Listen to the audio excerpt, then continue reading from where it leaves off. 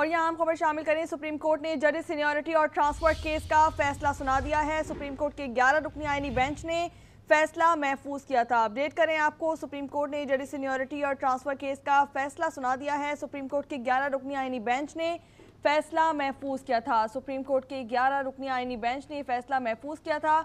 आपको ये भी बताते चलें कि सुप्रीम कोर्ट ने जजेस सीनियरिटी और ट्रांसफर केस का फैसला सुना दिया है। सुप्रीम कोर्ट ने जजेस सीनियरिटी और ट्रांसफर केस का फैसला सुना दिया है। सुप्रीम कोर्ट के 11 रुकनी आईनी बेंच ने फैसला महफूज किया था।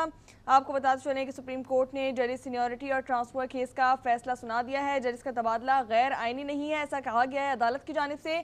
आपको बताते चलें कि सुप्रीम कोर्ट के 11 रुकनी आईनी बेंच ने फैसला महफूज किया था और अदालत का ऐसा कहना है कि जजेस का तबादला गैर आईनी नहीं है। सुप्रीम कोर्ट ने जजेस सीनियरिटी और ट्रांसफर केस का फैसला सुना दिया है। सुप्रीम कोर्ट की 11 रुकनी आईनी बेंच ने फैसला महफूज किया था और अदालत की जानिब से ऐसा कहा जा रहा है कि जजेस का तबादला गैर आईनी नहीं है। आपको ये बताते चलें कि सुप्रीम कोर्ट ने जजेस सीनियरिटी और ट्रांसफर केस का फैसला सुना दिया है।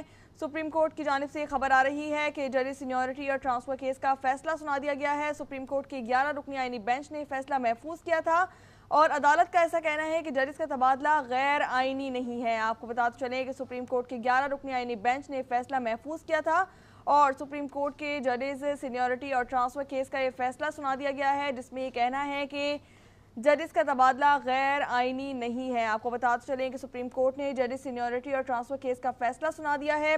सुप्रीम कोर्ट के 11 रुकनी आईनी बेंच ने फैसला महफूज किया था, जिसमें अदालत की जानिब से कहा गया है कि जजेस का तबादला गैर आईनी नहीं है। आपको बताते चलें कि यहाँ खबर सामने आ रही है। सुप्रीम कोर्ट ने जजेस सीनियरिटी और ट्रांसफर केस का फैसला सुना दिया है और सुप्रीम कोर्ट के 11 रुकनी आईनी बेंच ने फैसला महफूज किया था, जिसमें अदालत की जानिब से कहा जा रहा है कि जजेस का तबादला गैर आईनी नहीं है। सुप्रीम कोर्ट ने जजेस सीनियरिटी और ट्रांसफर केस का फैसला सुना दिया है। सुप्रीम कोर्ट के 11 रुकनी आईनी बेंच ने फैसला महफूज किया था और अदालत की जानिब से ऐसा कहना है कि जजेस का तबादला गैर आईनी नहीं है। आम खबर से आपको अपडेट कर रहे हैं। सुप्रीम कोर्ट ने जजेस सीनियरिटी और ट्रांसफर केस का फैसला सुना दिया है। सुप्रीम कोर्ट के 11 रुकनी आईनी बेंच, आपको ये भी बताते चलें कि 11 रुकनी आईनी बेंच ने फैसला महफूज किया था, जिसमें अदालत का ऐसा कहना है कि जजेस का तबादला गैर आईनी नहीं है। आपको अपडेट करते चलें, सुप्रीम कोर्ट ने जजेस सीनियरिटी और ट्रांसफर केस का फैसला सुना दिया है।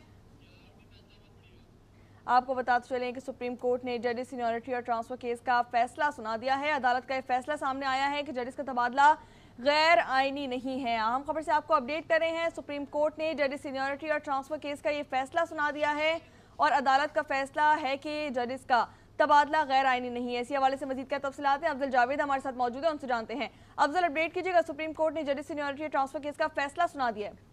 जी बिल्कुल, इस वक्त भी कमरा अदालत में जस्टिस मोहम्मद अली मदर के सबराही में 5 रुकनी जो आईनी बेंच है वो इस्लामाबाद हाई कोर्ट के जजेस की सीनियरिटी और ट्रांसफर के हवाले जो फैसला है उसको सुना रहे हैं। जस्टिस मोहम्मद अली मदर जो इस वक्त कमरा अदालत में फैसला पढ़कर सुना रहे हैं। अदालत ने 3-2 की अक्सरियत से जो है ये फैसला सुनाया है और उन्होंने इस वक्त जो इस्लामाबाद हाई कोर्ट में ट्रांसफर होने वाले जजेस हैं उन्हें अपने ओहदे पर उनको बरकरार रखा है।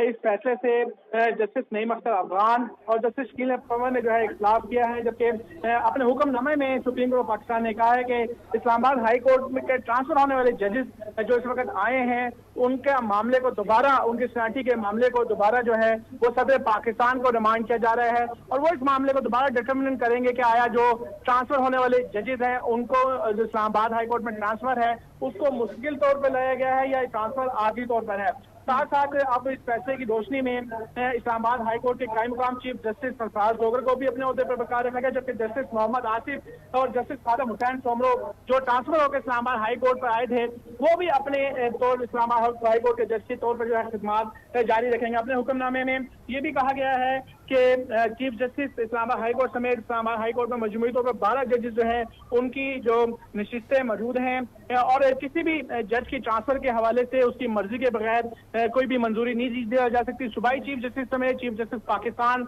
और सदर पाकिस्तान की भी इस हवाले से मंजूरी दरकार होती है। इस वक्त कमरे अदालत में जस्टिस मोहम्मद अली मदर जो है वो फैसले को पढ़कर सुना रहे हैं। जी ठीक है, ये बताइएगा किसी फरीक ने इस फैसले पर इख्तिलाफी नोट को जारी किया?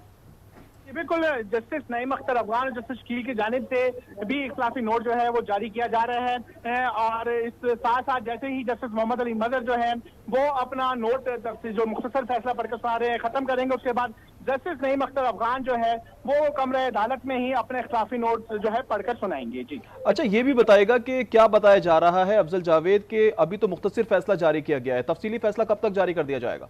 हाँ जी, देखिए अभी भी कमरे अदालत में तमाम जजेस मौजूद हैं। जो मुख्तसर ऑर्डर है वो पढ़कर सुनाया जा रहा है। जैसे ही ये मुख्तसर ऑर्डर आज बाकायदा तौर पर सुप्रीम कोर्ट पाकिस्तान की वेबसाइट पर जारी कर दिया जाएगा, उसके बाद डिटेल रीजन जो है तमाम जजेस जो है अपने अपने तौर पर तफसीली ऑर्डर में अपनी वजूहात लिखेंगे कि क्यों उन्होंने इस हवाले से फैसला किया है। वो डिटेल रीजन जो है वो आने में वक्त लगेगा। और इस वक्त जो है कमरे अदालत में अब जस्टिस मोहम्मद अली मजहर की जानिब से फैसला पढ़ के सुना दिया गया है और जस्टिस नईम अख्तर अफगान जिन्होंने इस फैसले से इख्तिलाफ किया है वो अपना कमरे अदालत में इख्तिलाफी नोट पढ़कर सुना रहे हैं। जी अच्छा, ये भी बताएगा जो दरख्वास्तें दायर की गई थी जिन्हें मुस्तरद किया गया, अब उनके पास और कोई ऑप्शन मौजूद बचा?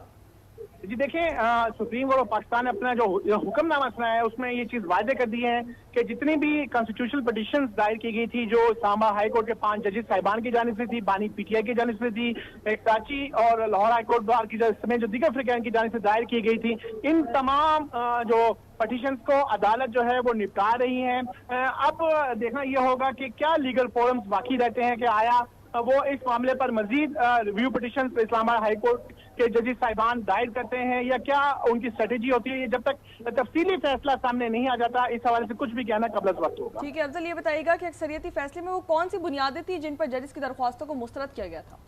हाँ जी, देखिए जो दरखास्तों को निपटाया गया है इन दरखास्तों में जो सबसे बड़ी यही रखी गई है कि जो आईनी और कॉन्स्टिट्यूशनल जो रिक्वायरमेंट थी इन जजेस को दीगर सूबों से ट्रांसफर करके इस्लामाबाद हाई कोर्ट लाने के हवाले से वो तमाम कानूनी और लीगल रिक्वायरमेंट्स को पूरा किया गया है और एक जामे प्रोसेस के जरिए जो है इन तमाम जजेस को ट्रांसफर करके इस्लामाबाद हाई कोर्ट में लाया गया। खास तौर पर सबसे पहले उस जज की मर्जी पूछी गई, उसके बाद सूबे की चीफ जस्टिस की मर्जी ली गई, उसके बाद जिस सूबे में ट्रांसफर होकर उस जज ने आना था उस सूबे के चीफ जस्टिस की मंजूरी ली गई और सबसे आखिर में चीफ जस्टिस पाकिस्तान और उसके बाद सदर पाकिस्तान की जानिब से जो नोटिफिकेशन जारी किया गया है उन तमाम वजूहात की बना पर इस्लामाबाद हाई कोर्ट के 5 रुकनी आईनी बेंच ने ट्रांसफर होकर आने वाले तीनों जजेस को इस वक्त इस्लामाबाद हाई कोर्ट में ट्रांसफर होकर आए हैं उनकी तकरीरी को दुरुस्त और जायज करार दिया। अच्छा, ये भी बताएगा अफजल, जिस तरह से आपने बताया अक़लियती फैसले देने वाले जजेस ने अब तक कोई इख्तलाफी नुकात उठाए हैं? जी देखिए, जो अक्सरियती फैसले में जो जजेस आते हैं उन तीनों जजेस ने इस फैसले की हमायत की है जो जस्टिस मोहम्मद अली मजहर ने पढ़ के सुनाया है। जो 2 जजेस हैं जस्टिस नईम अख्तर अफगान इस वक्त कमरे अदालत में अपना इख्तिलाफी नोट पढ़ रहे हैं, जस्टिस शकील उनके साथ मौजूद हैं। इन दोनों जजेस की जानिब से इस वक्त कमरे अदालत में इख्तिलाफी नोट पढ़कर सुनाया जा रहा है। जैसे ही समाअत खत्म होगी वो तमाम जो इख्तिलाफी नोट हैं और जो मुख्तसर फैसला है वो बाकायदा तौर पर सुप्रीम कोर्ट ऑफ पाकिस्तान की वेबसाइट पर जारी कर दिया जाएगा। अच्छा, ये भी बताएगा अफजल, जिस तरह से आपने बताया है कि इस फैसले के बाद से अब आप क्या समझते हैं, वकला क्या कहते हैं कि जजेस की सीनियरिटी और अदलिया की खुद मुख्तारी पर कितना असर पड़ेगा? जी देखिए, अभी तो फिलहाल कमरा अदालत में तमाम वकला मौजूद हैं और कमरा अदालत में इस वक्त फैसला पढ़कर सुनाया जा रहा है। जैसे ही ये समाअत खत्म होगी यकीनी तौर पर वकला जो तंजीमें हैं, पाकिस्तान बार कौंसिल है, सुप्रीम कोर्ट बार कौंसिल है, इस्लामाबाद हाई कोर्ट बार है, दीगर वकला तंजीमें हैं, उनकी जानिब से अपना अपना व्यू पॉइंट आएगा। इस हवाले से अभी कुछ भी कहना कबल वक्त है, लेकिन जो सुप्रीम कोर्ट की जानिब से अब ये फैसला सुना दिया गया है यकीनी तौर पर इस्लामाबाद हाई कोर्ट के जो 5 मुअज़्ज़िज़ जजेस साहिबान जो उन्होंने इस उम्मीद से सुप्रीम कोर्ट पाकिस्तान में पिटीशन दायर की थी कि इन तमाम जजेस की ट्रांसफर को जो है सुप्रीम कोर्ट पाकिस्तान फौरी तौर पर मुस्तरद कर देगा, ऐसा नहीं हो सका है। ये यकीनी तौर पर उनके लिए जरूर सेटबैक होगा। बिल्कुल, इस फैसले के बारे में कुछ भी कहना है इस वक्त कबल वक्त है। सुप्रीम कोर्ट ने जजेस सीनियरिटी और ट्रांसफर केस का फैसला जारी कर दिया है। अदालत का ऐसा कहना है जजेस का तबादला गैर आईनी नहीं है। अदालत ने 3-2 की अक्सरियत से जजेस की दरख्वास्तों को मुस्तरद कर दिया है। अफजल जावेद हमें अपडेट कर रहे थे, आपका बहुत शुक्रिया।